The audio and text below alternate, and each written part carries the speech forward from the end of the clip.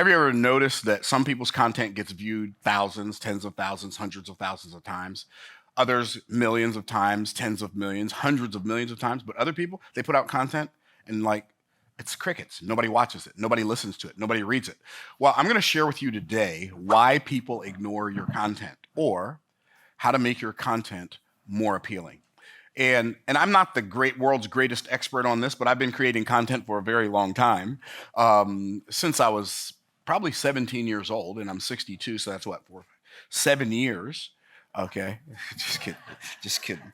Okay, a little longer than that. So I've been creating content for a very long time, and one of the things you learn when you're presenting content to people live is you learn to read people's faces and gather feedback energy, which, by the way, is why we always film in front of a live audience, so that it doesn't sound like I'm giving a lecture. It sounds like I'm talking to people because I'm actually talking to people. Right, okay. So if you're gonna make your content more appealing and keep people from ignoring your content, there are 6 things you need to do. Number 1, realize they don't like you that much. What does that mean? Nobody is watching your content for you. So what should you do? You should uncover their motivation. Uncover their motivation. Create content about things that people already want to read, listen to, or watch things about. Don't create content around stuff you're interested in. Create content around stuff the marketplace is interested in. If you create content around the stuff you're interested in, nobody's going to watch. You say, but Myron, I don't understand. How does that help me grow my business? It helps you grow your business by learning how to see the connection. Everybody say connection. By learning how to see the connection between what they're interested in and what you're interested in. And if you can't figure that out, that's why I say thinking is the hardest work most people never do. Because the part that's going to make your content great, the part of content creation that's going to make your content great is thinking from the audience, not about the audience, not about yourself, but from the audience. In other words, if I were a part of this audience, what would be interesting to me? And so, one of the things that I do is I watch a lot of guitar videos, a lot of guitar tutorial videos, because I'm learning how to master the guitar. I'm not learning how to play the guitar. I've been playing the guitar since 1990, right? I'm learning how to master the guitar. And in learning how to master the guitar, there are so many concepts, and there's so much music theory, and there's all this stuff that people will say, oh, but that's so hard. But I'll watch different content creators that create content around how to play the guitar, how to master the pentatonic scales, how to play the pentatonic scale on one string, how to play the major and minor pentatonic scales together. I'll watch videos on that, but I noticed that some people, when I start watching their videos, I'll watch the whole thing. I don't care how long it is. There's this one guy, Ricky Comiskey, he can have a 2-hour video on how to play the guitar. I'll watch the entire thing. Somebody else, I have a 7-minute video, and I'm out of here in the first 2 minutes because they spend too much time talking about themselves, and I don't like them that much. I came to watch your video based on the promise of the thumbnail title, based on the promise of the video title, and now you're talking to me about who you are and your channel and asking me to subscribe before I even know anything about whether or not I even like what you have. And so, just understand, you have to uncover their motivation. If you're going to write a book, don't write the book you've always wanted to write. I just want to write a book about my story. I have a really interesting story. No, you are interested in your story. Your story's not interesting. My story's not interesting. Okay, so I'm not picking on you. Our stories aren't interesting. So nobody cares about your story. Maybe your mom cares a little bit, but she don't want to read about it because she was there when it happened the first time and it was painful. Right? So nobody wants to read your story unless your story shows them how to create their own glory. Nobody cares. And I know that's such a hard way to say it, but if I said, well, probably you guys shouldn't create content about stuff you're interested in because thinking people, nobody's gonna hear that. But hopefully if I just tell you, they just don't like you that much. They don't like me that much. So when I write a book, I better write a book for you and not for me. When I write a blog post, I better write a blog post for you, not for me. If I'm gonna create a YouTube video or a podcast, I better create it for the folk out there who are gonna listen to it. If I'm gonna write a book and I write it for me, I'll be the only person who ever buys that book and I'll have boxes of them in my garage. But fortunately, before I wrote my first book, I learned this concept that I need to write the book for the people who will read it and not for the guy who's writing it. How many of y'all picking up what I'm putting down? Wave at me. Okay, so what we have to do then is we have to decide when I'm creating my content, the first thing I've got to do is I've got to uncover their reasons. Now, somebody say, but how do you uncover their reasons? It's amazing. There's this little biblical formula. It's amazing. Here it is. You ready? Ask. Y'all remember reading that, right? Ask and it shall be given you, seek and ye shall find, knock and the door shall be opened unto you. It's really interesting that the first letter of each one of those words spells the word ask. Ask, seek, knock, right? Just ask. If you ask people enough questions about themselves, they will tell you everything you need to know to create content they will pay to consume. This is so exciting because now you can say, okay, now how do you ask? Okay, I'm not just gonna tell you to ask, I'm gonna tell you exactly how to ask. You can ask, I don't care if you have 50 friends on Facebook or 500 followers on Instagram or 500,000 subscribers on YouTube. If you ask the question this way, you will get enough content from the marketplace to know what to create. Okay, here it is. Let's say you're an expert in weight loss. Here's the question. What's the single biggest challenge you're having losing weight? Or what's the single biggest challenge you're having losing those last 5 stubborn pounds? Right? You ask a question to them. You don't say, hey, what challenges are you having losing weight? Now they feel like they have to write a comment-lopedia.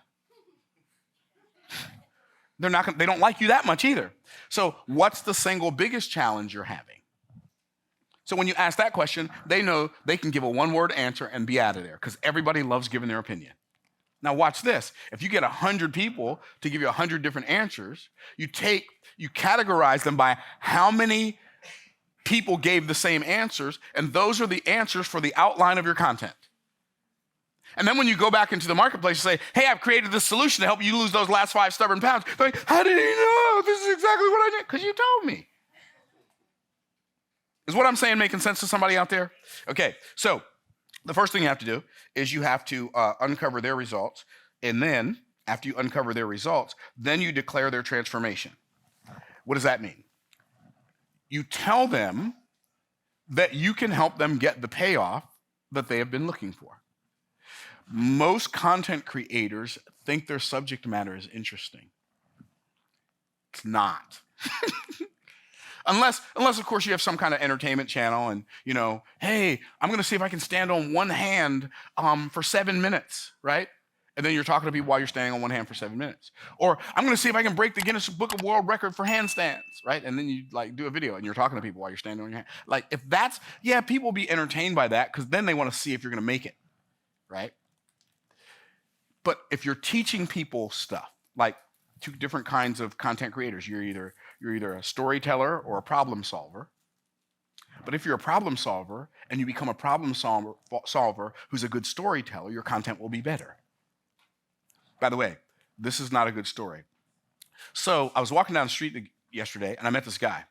His name was John Smith to be exact. By the way, his birthday's November 16th, 1977. And he grew up, believe it or not, in Lancaster, Pennsylvania, which is only 40 miles from where I used to live. Nobody cares, stop it. This is like death by details. Well, actually, no, don't do that. I don't want to know the actually. Okay, all right, see, you get it, okay. No, don't kill me with the details. Like paint the picture first. Give me the big picture. Sketch the outline, then start filling in the colors. Then maybe I'll care. Okay. So declare your transformation. So here's what most people do when they start creating their content. They start giving you the details about the product, or the detail about the pieces of the product, or the details about the process. Oh, but you don't understand, Myron. This spreadsheet, this is the coolest spreadsheet ever. I promise you. I've never seen a cool spreadsheet. Now, I know some of y'all have, but I haven't seen one. And I know there's some cool ones out there. That's what people tell me.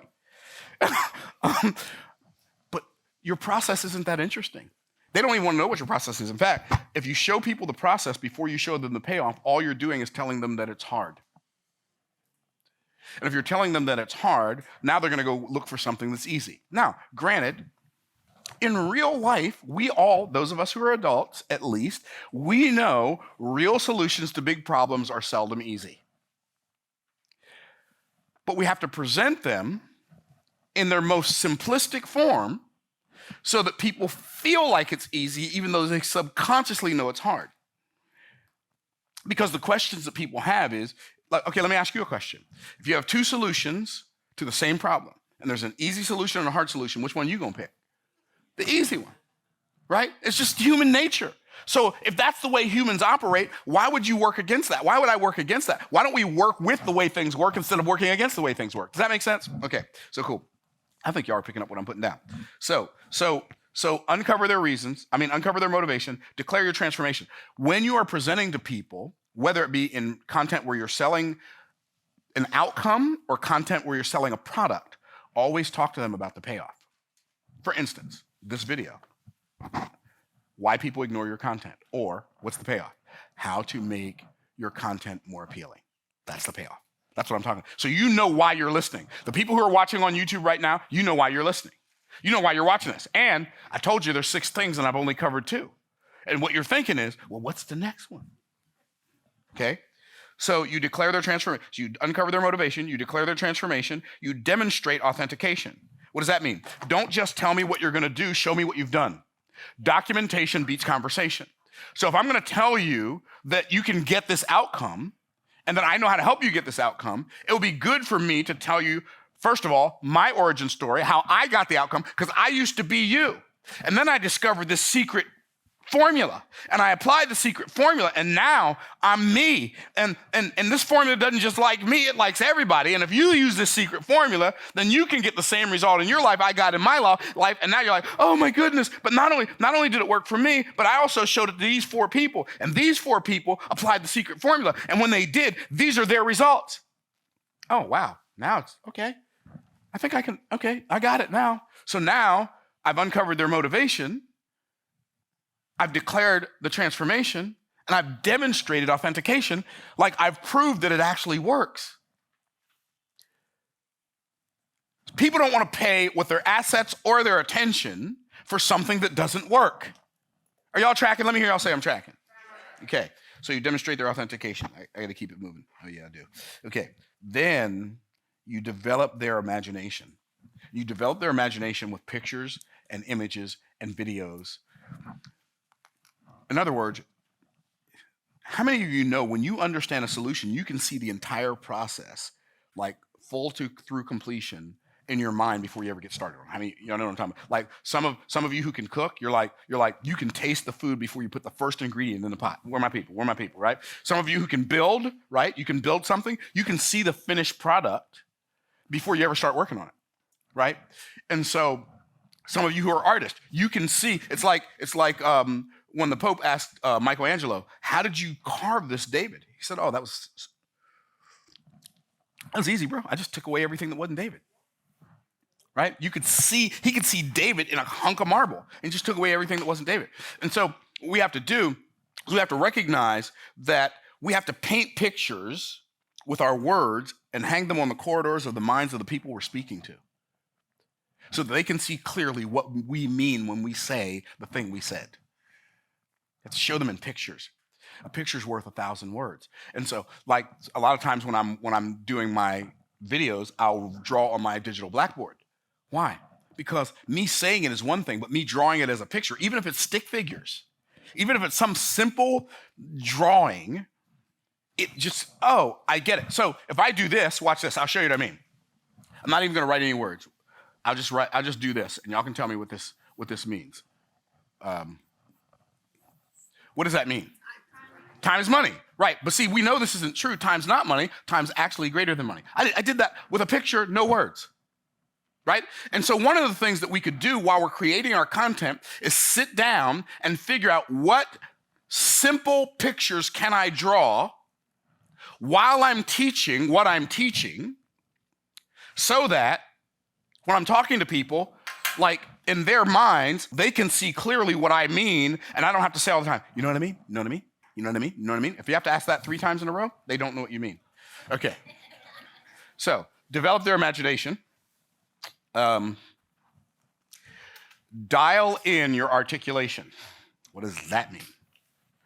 That means practice communicating People say, I'm not good at talking. I know, that's why that's because you don't do it enough. People say, no, I don't. No, the reason I don't do it is because I'm not good at it. Right, but it's a cycle. The reason you don't do it is because you're not good at it, and the reason you're not good at it is because you don't do it. But if you do it more, you'll get better at it. Because I wasn't good at talking when I was born. In fact, I was so introverted, and that's hard for you to believe. And I still am, believe it or not. But I feel like an introvert, operate as an extrovert. But I was so introverted that when I was 12 years old, I was in 6th grade, my dad introduced me to a friend of his. He said, son, this is my friend Mary. We grew up together. Mary, this is my son. Son, tell Mary your name. And I hated my name, and I was an introvert. And I didn't know this woman. And I didn't want to talk to anybody about my name, least of all some stranger. And so I just looked at him and thought to myself, like I can remember this, it was so traumatic for me. It doesn't sound like traumatic, right? It was traumatic for me. I can still remember how I felt. And I looked at my dad and I thought to myself, you just told me her name. Why couldn't you just tell her my name? Seemed so simple, seemed like a really simple solution to me. Then I looked at him and couldn't figure out why he was doing this to me. And I looked at her and then I just broke down and started crying. I'm 12. And I tell you that story, it's true, like that happened. That's how inside myself I was. I didn't like talking to people. So, but when I decided I'm going to start talking to people, you know, I started reading, increasing my vocabulary so I could promulgate my esoteric cogitations and articulate my superficial sentimentalities if I needed to, with amicable and philosophical and psychological observations, and beware platitudinous ponderosities, right? However, I don't do that. I just use simple language to make it plain what I mean.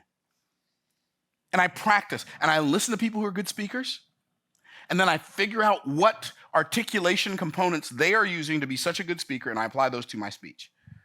Practice. I used to watch, I know I was weird.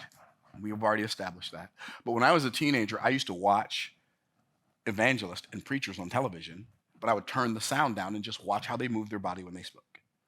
So I could learn how to model their physiology. I didn't know that that's what I was doing. I just thought it's really interesting. People who are dynamic communicators move their body in a totally different way than people who are not dynamic communicators. People who are not dynamic communicators are very withdrawn and very shriveled.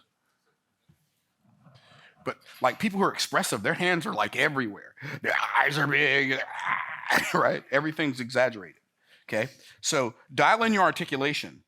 Dial in your sales message. Get better at describing how people are going to feel when they say yes to your payoff. Whether it's like you even have to sell the free stuff. Do you understand what I mean by that? You have to persuade them to take advantage of the free stuff. Like if I would have started out on this video when I started out recording it and I gave it some really randomly ridiculous name, like I'm going to show you the 6 pillars of content creation, blah, blah, blah. They've been like, what? Right? So dial in your articulation or your sales message and then deploy confirmation. When you tell people that you're going to do something, make sure your word becomes your flesh. Make sure when you say you're going to do it, you do what you said you're going to do, regardless of inconvenience or cost. Make sure you do that. Why? Because if you don't, all you're doing is letting people know that you are a liar. Oh, I probably shouldn't use the word liar. Fibber. No, I like liar better. You are a liar. Now, if you will do those things, your content will become so much better and people become so much more engaged if you will do these things as you're creating your content. I hope this video helps you. Share it with somebody if you liked it. If you didn't, please don't share it with anybody. In the meantime, in between time, we'll look forward to seeing you in the next video. Peace out, Cub Scouts.